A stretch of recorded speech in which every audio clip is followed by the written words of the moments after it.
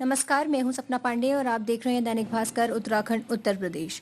उधम सिंह नगर जिले की जिलाधिकारी रंजना राजगुरु शनिवार को अचानक काशीपुर पहुंची, जहां उन्होंने तहसील परिसर और राजकीय चिकित्सालय का औचक निरीक्षण किया। तहसील पहुंचने से पूर्व उन्होंने अपने काफिले को अचानक राजकीय चिकित्सालय की तरफ मोड़ दिया। डीएम रंजना राजगुरु के अचानक राजकीय चिकित्सालय में पहुंचते ही वहां अस्पताल प्रशासन में हड़कंप मच गया। इस दौरान उन्होंने राजकीय चिकित्सालय के निरीक्षण के दौरान मुख्य चिकित्सा अधीक्षक को अवस्था पाए जाने पर फटकार लगाते हुए व्यवस्थाएं सुधारने के कड़े निर्देश दिए। काशीपुर से राजेश शर्मा की रिपोर्ट। धन्यवाद। उन्होंने लगाया मशीन? नहीं, ये तो हम लोग लगाए हैं ना। अच्छा, हम लोग कह रहा है कि फ्री में दे रहा है? फ्री में दे रहे हैं। पक्का?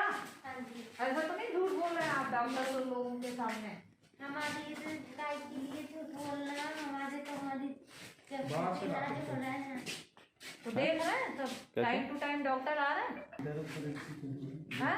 कोई चीज भी हो नहीं, क्या जैसे नर्स का काम है, डॉक्टर साहब नहीं हूँ मैं, है ना। कोरोना होने के बाद हो गया मैडम ऐसे। नहीं, आवाज मरीजों के तो फाइलों में भी लिखवाते हैं डॉक्टर। नहीं पड़े ना। हाँ, ये चीज आप लोग देखिए। अब ये खुल के बता भी नहीं रहे, ऊपर से आप लोग चिल्लाने लगे। भाई ये उनकी ड्यूटी है, उनको मन कर रहा बताने का तो बताएंगे। ये इसका भी रेनोवेट होना है जी मैम, सब पूरे बिल्डिंग होना है क्योंकि बहुत खराब होगी, ज्यादा उसको परेशानी है, उसको अल्ट्रासाउंड कराना, फिर क्या करेंगे? कॉल करते हैं, बुलाते हैं इमरजेंसी में। नहीं तो आज तो जैसे कोई नहीं होगा तो आज आपके यहाँ सीजर होता है, सी सेक्शन, तो उसमें तो करा ही होगा। कैंपस की पहले ना डॉक्टर साहब तो आ जाते हैं, ऐसे कल इवनिंग में कोई इमरजेंसी थी तो उनके तो जैसे आपका सी सेक्शन कोई आता है तो अल्ट्रासाउंड कौन करता है? तो पहले से भी क्या वही करता है, उनको भी बुला करके। घर से नहीं, कभी काशीपुर से ही हो। देखभाल अच्छी कर रहा है, नहीं कर रहा? क्या हुआ इनको?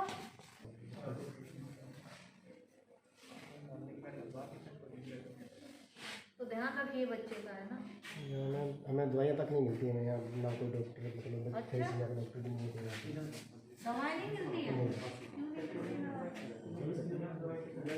दवाई नहीं होता बता रहे हैं। बोल रहे हैं डॉक्टर साहब की इसमें कोई दवाई काम नहीं करती है, ऐसे झूठ थोड़ा ना बोलेंगे। उसमें ब्लड ही चढ़ता बता रहे हैं ना। दवाइयाँ भी दी जाती हैं। तो दवाइयाँ भी दी जाती हैं? दी जाती हैं भाई। यहाँ तो घर नहीं, हल्द्वानी में मिल जाती है। आपने आज तक तो प्रोवाइड नहीं करा पाए वैन? अभी तो प्रॉब्लम गाड़ी के लिए प्रॉपर चली नहीं, इसलिए प्रॉफिट वही तो चली नहीं है तो फायदा क्या है? आप भी लेते हैं, आप भी वहीं से हैं, ज़्यादा से तो आपकी भी वही ड्यूटी रहती है यहाँ पे।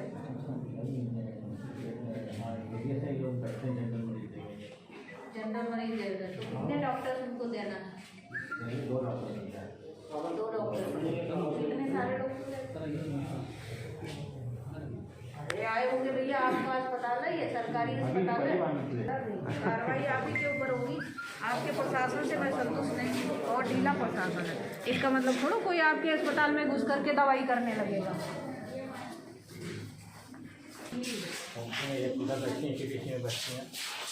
और वाले हैं ये सब यहाँ सामान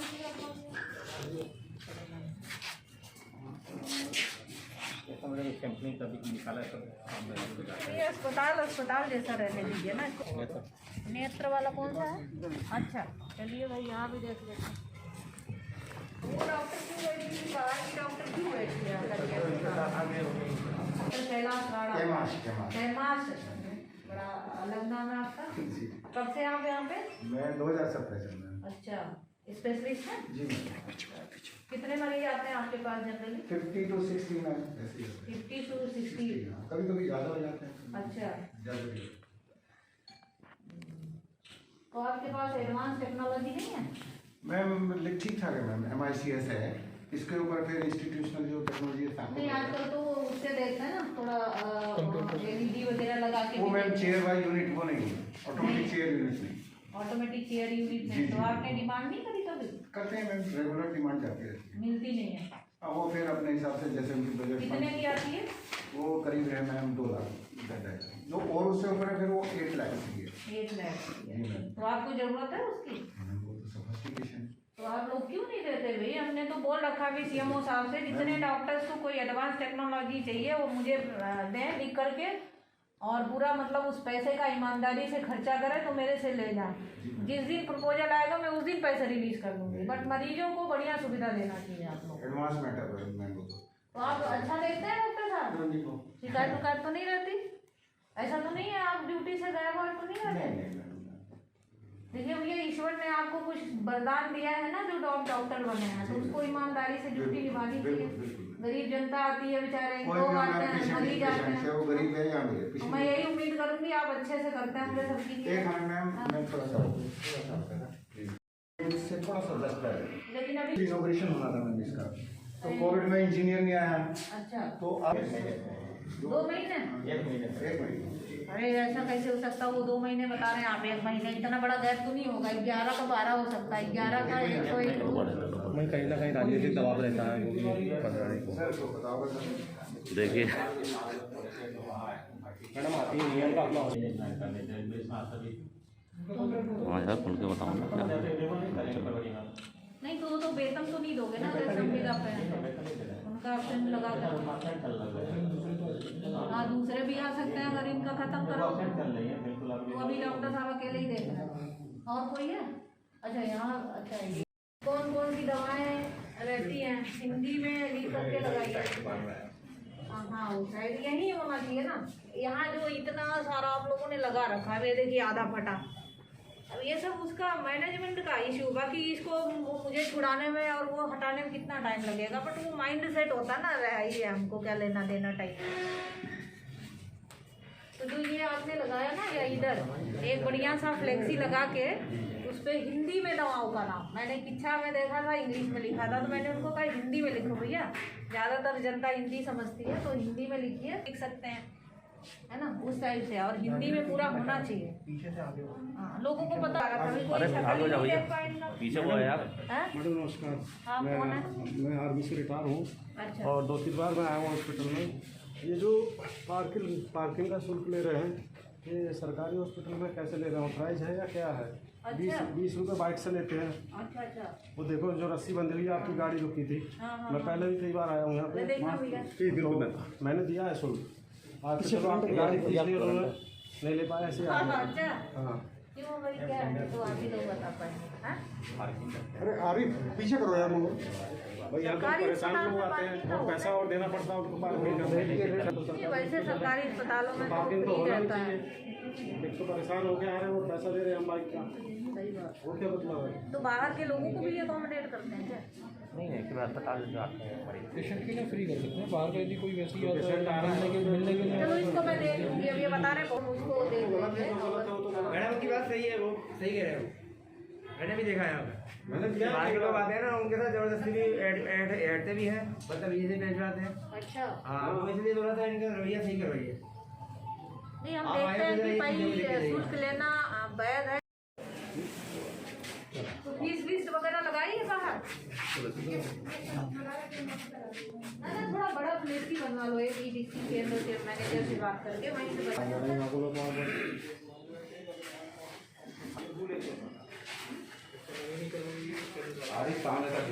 अच्छा, 3 आवर के पोस्ट में एक है अभी हमारे पास। अच्छा, क्या नाम है आपका? ये तो बहुत अच्छे क्या अभी चढ़ा रहे हो?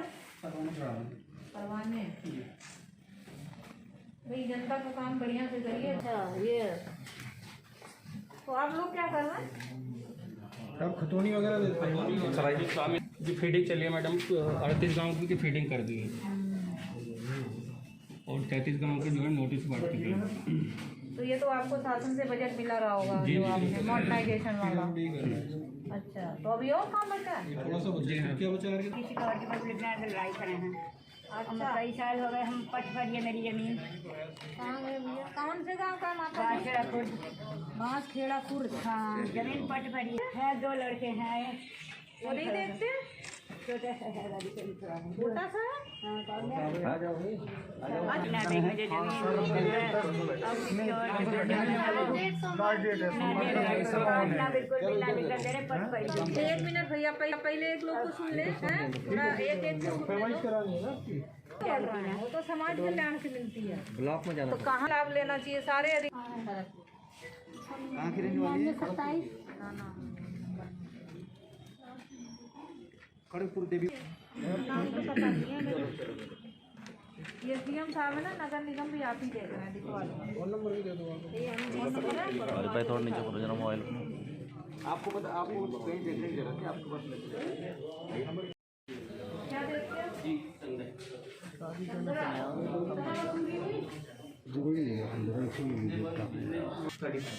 कितना होना चाहिए अभी तक? अरे भाई हाँ तो कम है ना अभी? बढ़ा दिया हमने, नक्शा बना दिया। क्या बढ़ा दिया बताओ? तो जनवरी तक कितना होती है तो जनवरी तक उसमें उसका तो मुख्य देव सिंचाई की बात करें जी, किनाल सिंचाई ठीक है ना। बाकी तो सितंबर कब चलता है ना? नहीं, मार्च में वाला अंडे हो जाएगा।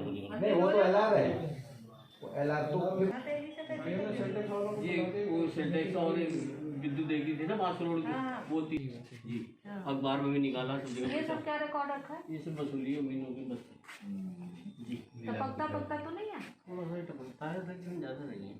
इसको भी बहुत मतलब आपका भैया। अच्छा जानते हैं, ठीक है, मैं आपसे बात करूँ। बोरा जी को आपका नंबर दे दूंगी, आप उनसे बात कर लेना, ठीक है? हाँ।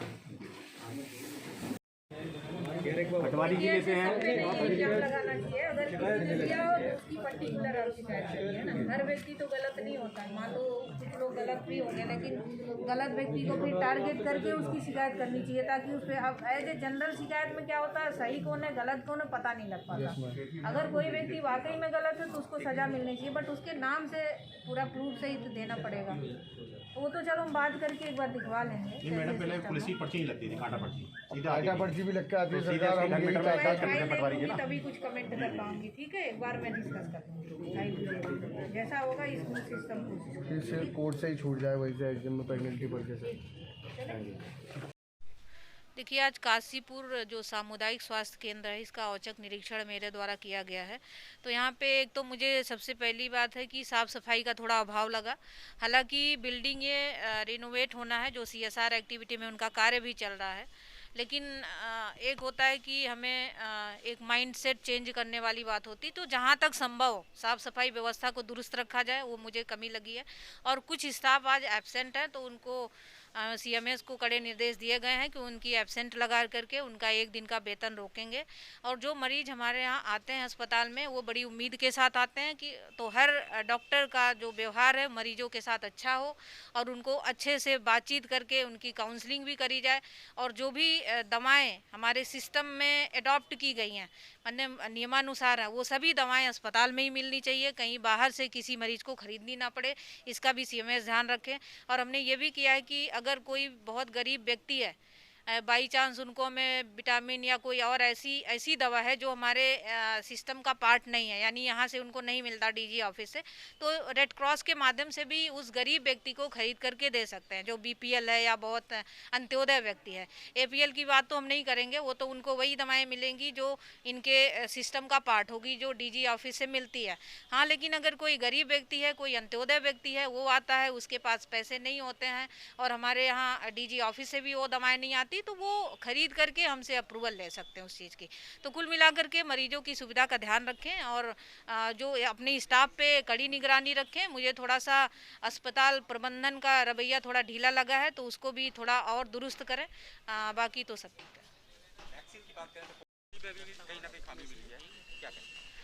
देखिए, तहसील परिषद का आज औचक निरीक्षण किया गया। आपको पता है कि ये तहसील बिल्डिंग हमारी बहुत ही पुरानी है, 1800 कुछ की बताया जा रहा है, जैसा कि मुझे अभी यहाँ पता चला। और यहाँ पे जो तहसील में अभी वसूली का परसेंटेज काफ़ी लो है, हालांकि पिछले महीने काफ़ी ज़्यादा कम था, तो इसको बढ़ाने की कोशिश पूरा तहसील कर्मचारियों ने की है, लेकिन अभी भी संतोषजनक नहीं है। तो उसको वसूली को जल्द से जल्द और ज़्यादा बढ़ाया जाए, और जो भी पब्लिक यहाँ पे आती हैं उनकी शिकायतें जो भी रहती हैं उसका निस्तारण पूरा ईमानदारी और कर्तव्य निष्ठा से सभी अधिकारी करें। और जो भी लोग आते हैं उनकी जो बात होती है उसको धैर्यपूर्वक सुनें और उसका समाधान करें। और जो अभी हमारा जन आधार केंद्र जो ई डिस्ट्रिक्ट केंद्र लगा हुआ, जहाँ से लोग अपना प्रमाण पत्र इत्यादि बनाते हैं, वहाँ पे एक जो शुल्क निर्धारित है शासन द्वारा, उसको भी डिस्प्ले करने के आदेश दिए गए हैं, ताकि पूरी ट्रांसपेरेंसी रहे और किसी भी पब्लिक को ये शिकायत का मौका नहीं मिले कि ज़्यादा फीस ली जा रही है, कम फीस ली जा रही है। तो इसलिए वो पूरा डिस्प्ले होगा, तो लोगों को उसका निर्धारित जो फीस है वो पता होगा। तो इस तरह से एसडीएम को निर्देश दिया गया। और यहाँ शौचालय की एक समस्या है, शौचालय के बारे में यहाँ पे शिकायत की गई, कुछ लोगों की समस्याएं भी अपनी बताई, तो उसको भी निस्तारण के निर्देश दिए गए हैं। देखिए, आरओबी की तो हम लोगों ने समीक्षा भी करी थी, अभी जिला मुख्यालय पे भी समीक्षा करी थी, और यहाँ भी जब पिछले दौरे पे भी मैं आई थी तब भी मैंने देखा हुआ था। तो इनका 2 साल से काम रुका हुआ, हालांकि इनका बीच में काम छोड़ के कंपनी चली गई थी, ऐसा मुझे बताया गया। तो अभी जो भी इनके एग्जीक्यूटिव इंजीनियर अभी 2-3 दिन पहले भी मीटिंग में आए थे, उनका कहना था कि उसमें दोबारा से रीटेंडरिंग उनकी हो गई है और जल्दी ही काम शुरू होगा। तो लेकिन इसमें उनको कड़े निर्देश दिए गए हैं कि वो काम जल्दी से जल्दी शुरू करें और तत्काल आरओबी बना करके जनपद के लोगों को समर्पित करें, क्योंकि बहुत दिन से काम चल रहा है और नीचे लोगों को बहुत ज़्यादा परेशानी है, सर्विस रोड की भी परेशानी है, तो उसमें जल्दी से जल्दी कार्य। जी जी, जो नगर के बीचों बीच आरओबी बन रहा है, ये लगातार बना रहा है ठेकेदार, लेकिन बहुत धीमी गति से बन रहा है। अच्छा, टाइम पीरियड भी हो चुका है। ऐसे में जनता, चूंकि शहर के बीचों बीच जनता की जाम की समस्या है, बहुत समस्याएं, उससे रूबरू होना पड़ रहा है, और बल्कि सर्विस रोड ना होने के कारण लोग गिर।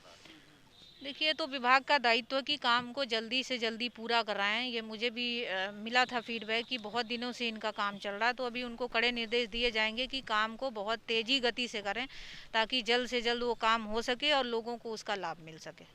और इसमें सचिव महोदय को भी अवगत कराया जाएगा इसके बारे में कि इनका काम बहुत तेज़ी से चल रहा है, तो वहाँ से भी दिशा निर्देश मिलेंगे इनको, और पहले भी इनको मिले भी हैं। और अगर तब भी इन्होंने टाइमलाइन में काम नहीं किया और उसको बहुत ही स्लो काम किया, तो उनके खिलाफ कार्रवाई भी होगी, उसमें इनको शासन में भी रिपोर्ट भेजी जाएगी उसकी।